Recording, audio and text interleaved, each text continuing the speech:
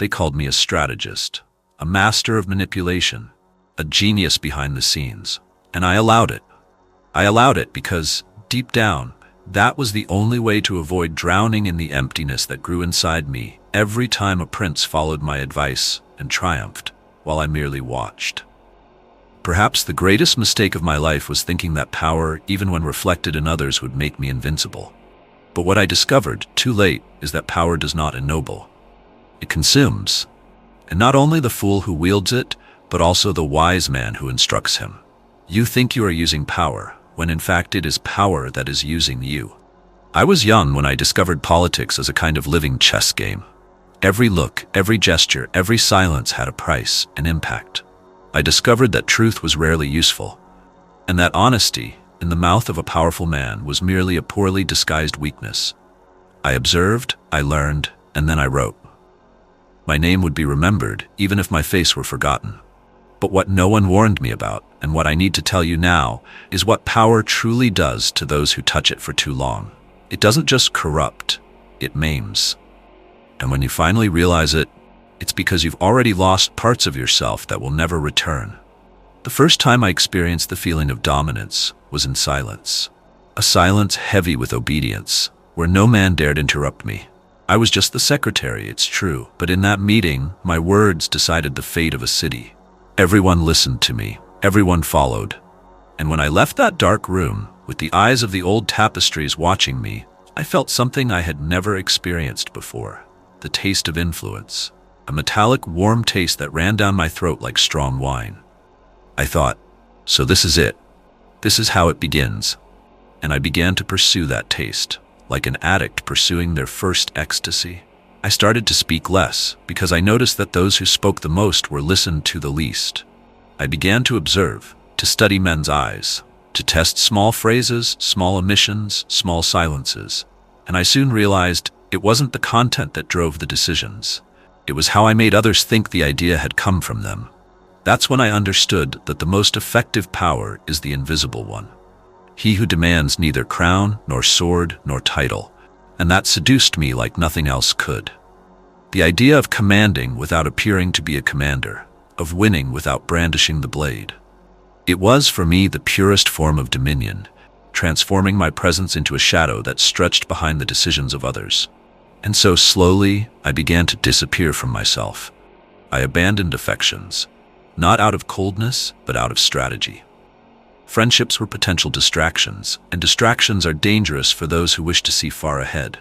I distanced myself from lightness, from banal conversations, from parties, not because I despised them, but because I learned that error resides within them. Carelessness, the moment when you speak too much and reveal what should not yet be seen. Little by little, I became a refined version of myself, sharper, more strategic, but also more silent.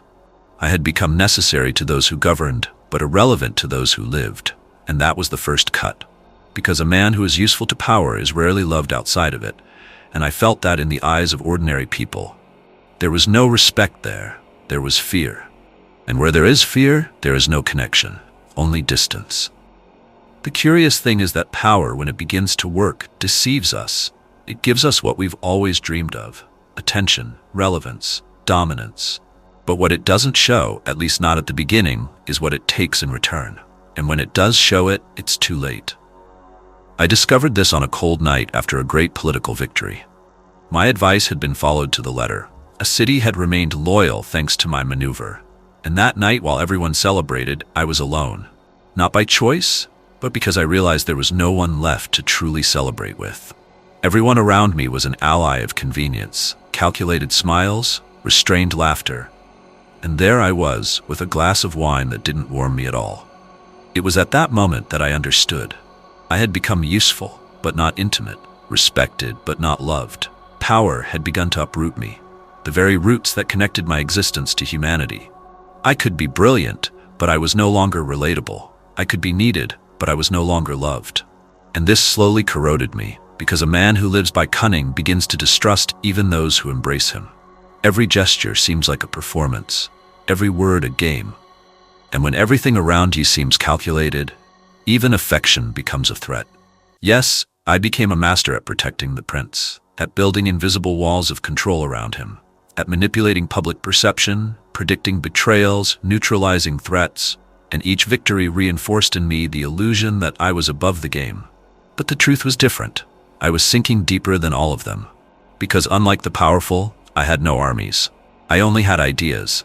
And ideas are more dangerous than swords, because they survive, and that's why they are feared. It was this fear of my ideas that condemned me. The same power that had raised me, silenced me. A new government, a new alliance, and then the name that was once respected became suspect. No one dared defend me publicly, because defending Machiavelli meant associating oneself with an invisible danger, a name too burdensome. And that's how I discovered the ultimate irony. The power I had built was real, but it wasn't mine. I had placed the crown on many, but never on myself, and so a mere breath was enough to push me away. No statues were toppled, no judgment was made, only silence. The same silence that once signified power now meant oblivion. And I, already removed, without position, without influence, began to remember. To remember the faces I lost, the conversations I avoided, the laughter I didn't hear. And all in the name of an idea that a man can shape the world through cunning. It's true, he can, but the price is that he ceases to belong to this world. He becomes a distant observer, a writer of destinies that don't include his own. I learned to master words, to mold princes, to anticipate wars and prevent revolts. But I didn't learn to preserve the man who existed before power. And today, looking back, I see clearly. My soul dissolved in every piece of advice given, in every strategy whispered, in every mask worn, until almost nothing remained. I used to think that achieving power was the pinnacle of the journey, the ultimate reward for those who dared to think above mediocrity. Foolishness. Power is not the prize, it's the door. And behind it, there is no peace. There is appetite. There is obsession. There is a thirst that never ends. I discovered this not in the days of ascension, but in the days that followed. When, even having won, I found myself looking over my shoulder. Because power, unlike glory, is not static. It slips through my fingers, and with each new victory, something inside me screamed, "You are not untouchable yet." And that's when everything starts to crumble. I became a slave to my own influence. With each correct decision, the weight of expectation on me increased. Not from others, from myself. As if making a mistake, even just once, was an admission that I never deserved to be there. The insecurity, which I once pointed out in others, now took up residence within me. But it was a sophisticated insecurity, disguised as zeal, as strategy. I used to say I needed to foresee all scenarios, when, in reality, I simply couldn't bear the idea of not controlling everything. The true addiction of power isn't commanding. It's no longer knowing how to live without predicting, without anticipating, without suspicion. I started waking up in the middle of the night with hypotheses in my mind. What did the ambassador mean by that phrase? Was that pause in the prince's speech hesitation or provocation? Why did that advisor avoid me in the corridors?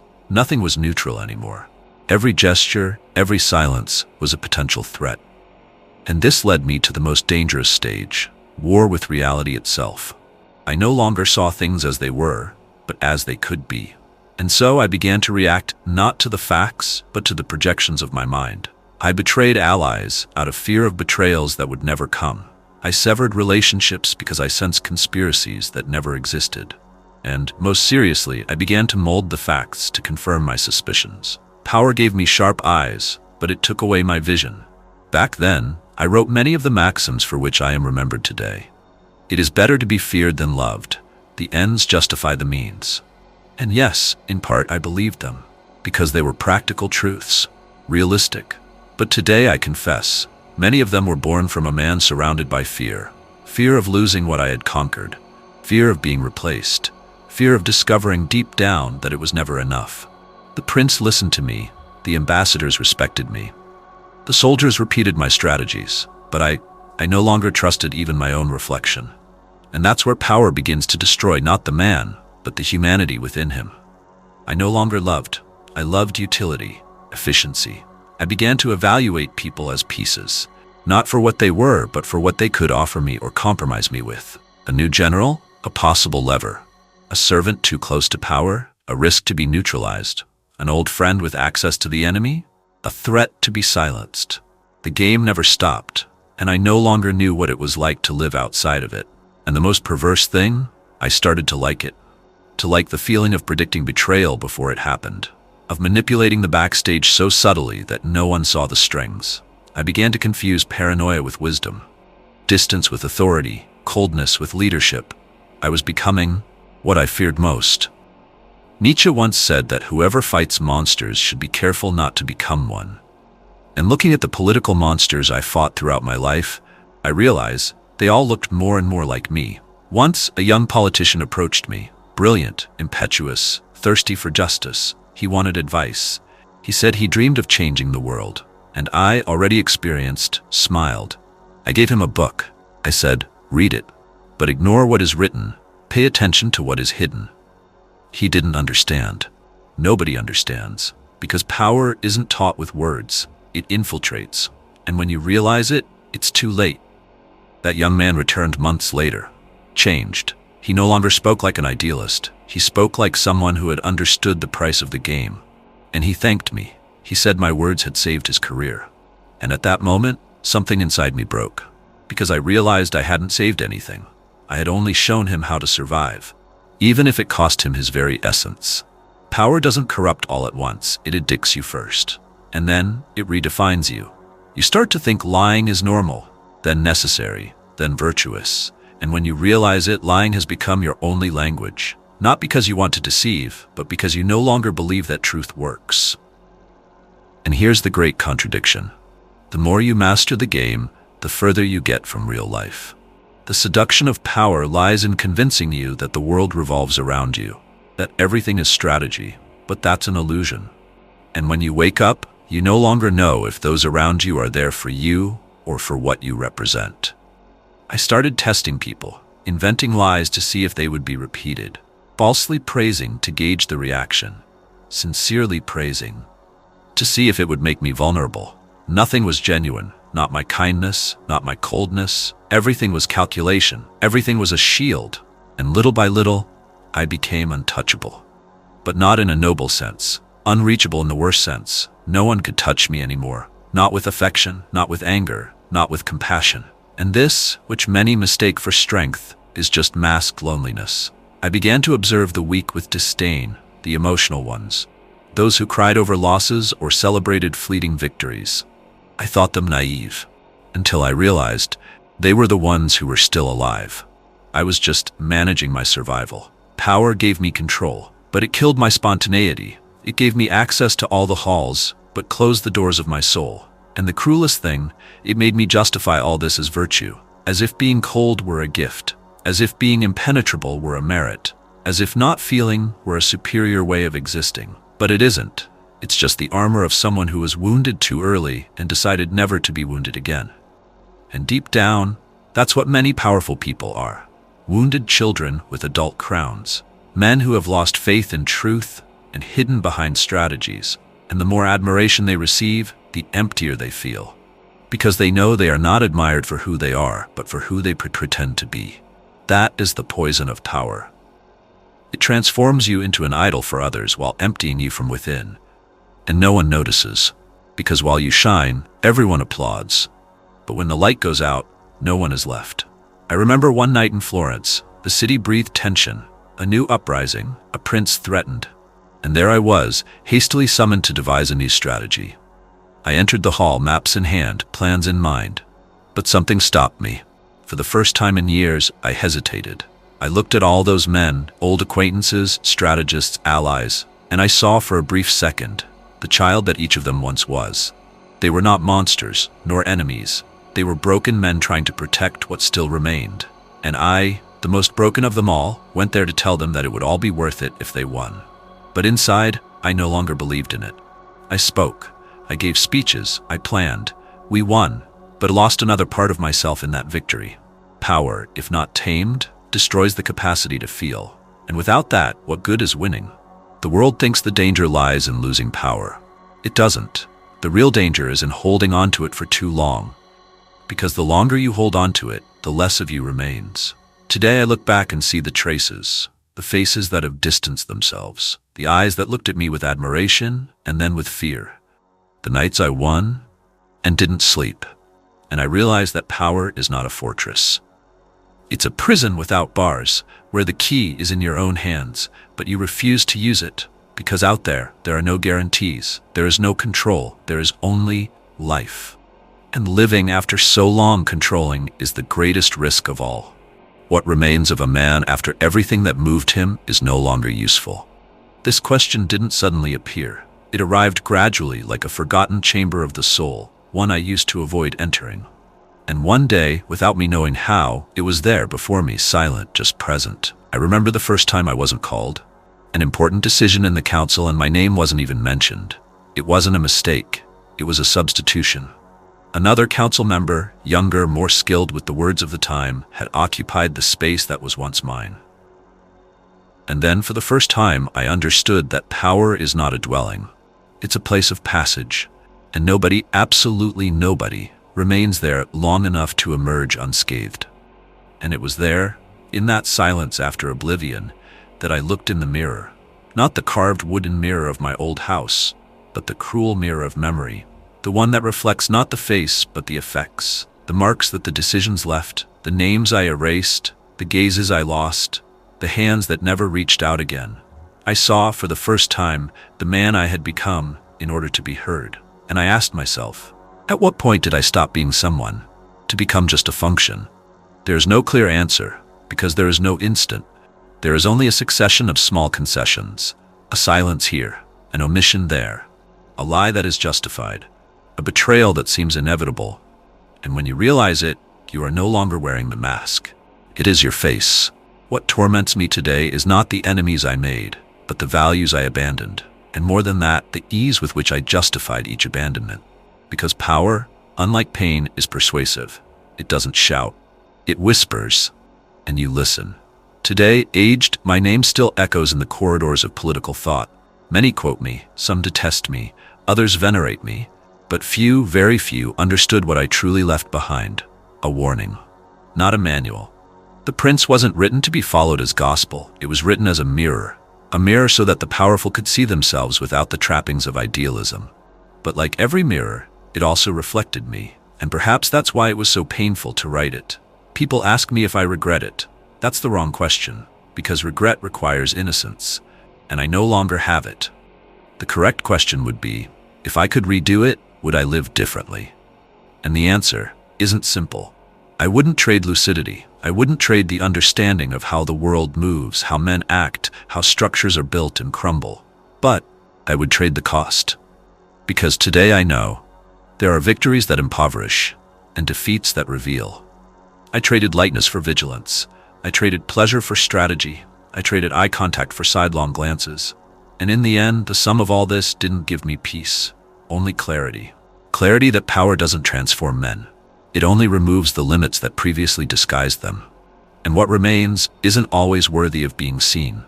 I saw upright men bow down in fear. I saw traitors gain statues. I saw loyalties traded for positions. And I saw more than once the truth buried so that an illusion could live for another term. And I was there, pen in hand, recording, influencing, participating. I was an accomplice, because history rarely forgives the absent. But there's something history doesn't demand. And that's what hurts the most. It doesn't ask if you sleep peacefully. It doesn't demand that you be whole. It only wants you to be useful to the plot. And I was. But what about me? Today my days are calm, my writings are studied, my name is cited in universities. But my nights are long, and in them faces return. Moments too. The words I didn't say. The ones I said that hurt more than I imagined. And those that I can never undo. It's strange to realize that, even after everything, what hurts me most isn't what I lost, but what I failed to live. The affections I didn't cultivate. The hugs that seemed like a waste of time. The letters I didn't write. The loves I treated as distractions. The laughter I stifled to appear serious. Yes, I was respected, I was feared, I was read, but I don't know if I was loved. And in the end, that weighs more than any throne I helped to build. Time is the only sovereign that cannot be manipulated, and it always collects everything. Sometimes with interest, sometimes it comes in silence, but it demands payment.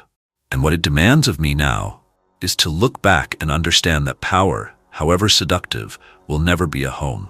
It's a crossing, A river that requires you to take things out of your pockets to get across.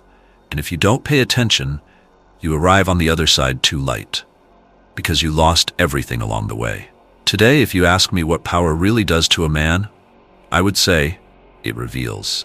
It wears him down. And in the end, it leaves only a reflection that you face and need to decide, is this why you came into the world? If the answer is no, there's still time. But know this, every minute you remain in the soulless game is a piece of you that will never return. And if one day, like me, you wake up and no longer recognize the man in the mirror, let it not be because the world has changed you, but because you betrayed yourself. Because in the end, the greatest enemy was never outside. It was always what you allowed to grow inside.